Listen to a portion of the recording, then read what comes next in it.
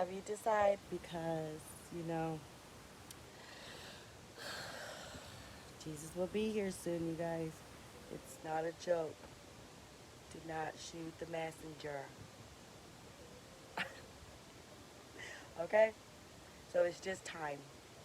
Time to heal, time to forgive yourself, time to forgive those that endured pain unto you, and then you carried it into adulthood, and then hurt everyone that didn't even hurt you. I didn't hurt no one. I sheltered, I clothed. I was the one that fed, hand washed their clothes, took their earwax, cut their toenails. Huh. Thought I just seen Kermit. Never mind. Anyways, Jesus will be here soon. Birds are flying in pairs. So what are you gonna do if Jesus come right now? Okay, right now. What would you do?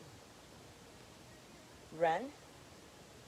You can't run anywhere, people. Ooh, ooh, ah. Anyways, Jesus didn't cause pain to you on purpose. He wanted you to be stronger. He wanted to show you his strength through you, that anything that you go through and endure, you can overcome and outshine it. Okay? But everybody got mad at him and turned their backs on him. And God sent his only begotten son. Like, his only son, you guys. Imagine giving up your only son. Man, devastating. And then Jesus holding that cross, getting whipped like that. That's what I was getting whipped. That's exactly how I was getting whipped. With belts, sandals, anything you can think of that was near. And all I wanted was love.